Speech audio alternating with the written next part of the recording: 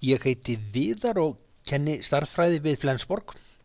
Hér ætla ég að kynna þér vísitölur og neysluverðlag þar sem að þessar tölur eru nokkurs konar stuðlar sem eru notaðir til að meta hvort að verð vöru hefur hækkað eða lækkað miðað við almenna þróun verðlags í viðkomandi vöruflokki. Til dæmis reikna neysluvísitala þróun á verði fyrir safn af vörum og þjónustu sem að dæmigerð íslensk fjölskylda kaupir reglulega. Og þessi fjölskylda er þá kölluð vísitölu fjölskylda. Vísitölurnar eru stiltar til hagræðis á töluna 100 í fyrsta skipti sem þeir eru reiknaðar og það heitir þá viðmiðunar árið eða grunnárið. Vísitalan, hún reiknar þannig að við tökum verð á því ári sem við erum að skoða, við deilum með verði á viðmiðunar árinu og við margföldum þetta hlutfall með 100 og köllum vísitölu. Þannig reiknum við til dæmis vísitölu mjólkur sem að kostar 50 krónur 1997 og búin til vísitöluna fyrir 1997 með því að segja 50 deilt með 50 sinnum 100 og þetta gefur okkur vísitöluna 100. En 2001 hefur mjólkin hækkað í 70 krónur, svo vísitala fyrir árið 2001 er 70 deilt með 50 og það sinnum 100 og þetta gefur okkur 140. Vísitala fyrir mjólkina árið 2005 er svo verðið á mjólkinni þá 85 krónur, deilt með 50 krónunum sem að verðið var 1997, margföldum þetta með 100 og fáum út vísitöluna 170. Samskonar vísitölur getum við búið til fyrir kartöflurnar. Hér kostar kartaflan 80 krónur árið 1987 og við setjum upp vísitöluna fyrir það ár. Við vitum reyndar að það kemur 100 út úr þessu af því að 80 deilt með 80 sinnum 100 er bara 100. En svo árið 2001 þá kostar kartaflan 96 krónur en 1997 sem er okkar viðmiðunar ár þá kostaði hún 80 krónur svo við deilum með því verði margföldum með 100 og fáum hér út vísitöluna fyrir árið 2001, 120. Árið 2005 þá kostar kartaflan 120 krónur, en á viðmiðunar árin okkar þá kostaði hún ekki nema 80 krónur, svo við reiknum vísitöluna fyrir árið 2005 með 120 krónum, deilt með 80 krónunum, margföldum það með 100 og við fáum út vísitöluna 150. Svo getum við leikið okkur með þessar tölur ef að við ætlum að breyta viðmiðunar ár. Þannig að í staðin fyrir 1997 þá ætlum við að miða við árið 2001. Skoðum núna hver verður vísitala fyrir mjólkina árið 2005 ef við miðum við verðið 2001. 2005 kostaði mjólkin 85 krónur en 2001 þá kostaði hann 70 krónur. Svo við segjum hér verð á viðmiðunar ári, deilt upp í verð á skoðunar ári, margföldum þetta með 100 og nú fáum við nýja vísitölu 121. Alveg eins skulum við skoða kartöflurnar.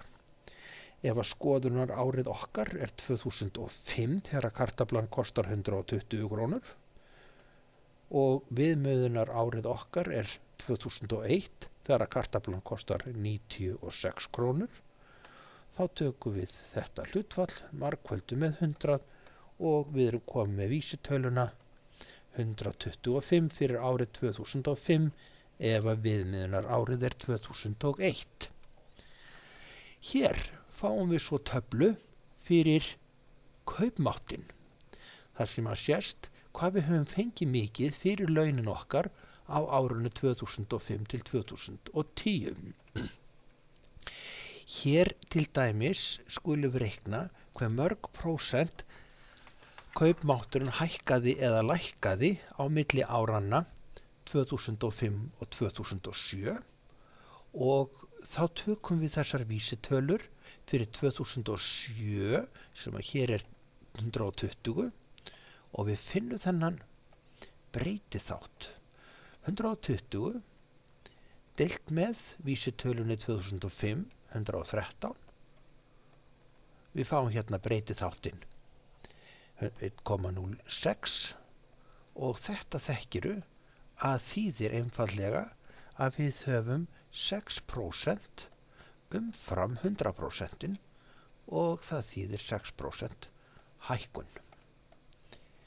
Kíkjum núna á hvað gerðist á milli áranna 2005 og 2010. Við höfum kaupmáttinn 108 árið 2010.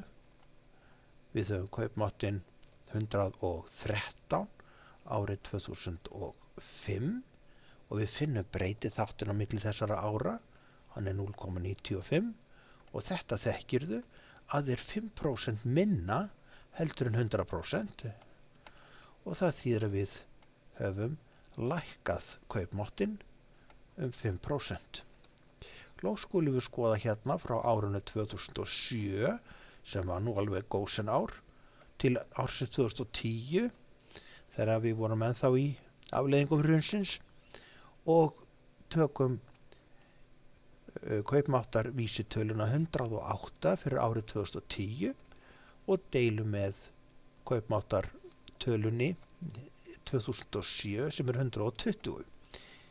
Hér fáum við breytiþáttinn 0,90 eða 9 og þetta þekkirðu að 10% minna heldur en 100%. Svo hér höfum við að á milli þessara ára hefur kaupmátturinn lækkað 10%. Við skulum skoða laun sem að strætóstjóri fékk á mánuði janúar 330.440 og þá í janúar var neysluvísitalan 282,3 stig. Svo fékk hann 5,3% launahækkun í desember og í desember var neysluvísitalan 332,9 stig. Og við byrjum á því að reikna hver eru laun bílstjórans í desember og þá skulum við taka hérna einn af mínu frægu munarömmum og segja nýja sama sem gamla sinnum breytiþátturinn og stytti hann bara hérna í B-þotn og við megum bara setja beint inn í þetta af því að þú þekkir að breytiþátturinn hann ekkert annað heldur en 5,5% í viðbót við 100%.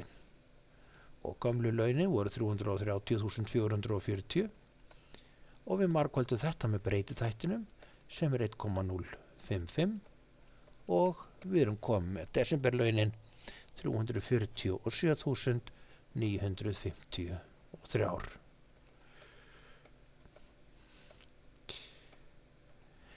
Nú skulum við horfa á tölurnar fyrir neysluvísitöluna og ætlum að athuga hve mörg prósent neysluvísitalan að breytast milli mánaðanna janúar og desember. Og við grípum aftur í munaramman og nú ætla ég að setja upp brotið hérna að nýja vísitalan deilt með gömlu vísitölunni á þá að vera sama sem breytiþátturinn B-þotn. Og við setjum inn í þetta vísitalan fyrir desembermánuð. Hún var 332,9 stig en í janúar á sama ári var hún ekki nema 282,3 stig. Hérna fáum við breytiþáttinn 1,18 og þetta þekkirðu að 18% í viðbót við 100%. Svo okkur óhætt að segja hér, þetta 18% hækkun. Þá skulum við kíkja á hve mörg prósent þyrftu desemberlaunin að hækka til að kaupmáttur launanna væri jafn mikill og í janúar. Og við skulum bara setja hérna upp að alveg eins og munarammi hér fyrir ofan var það að nýja deilt með gamla er breytiþátturinn. Þá setjum við hérna að nýju launin hefðu þurft að vera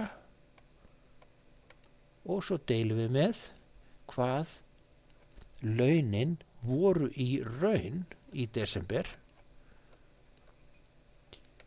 Launin hefðu þurft að hækka þessa vísitölu neysluvístölunar, það er gömlu launir frá því í janúar, sinnum 1,18, en við vitum að þau hækkuðu ekki nema 5,5%. Svo sá breytiþáttur er 1,05.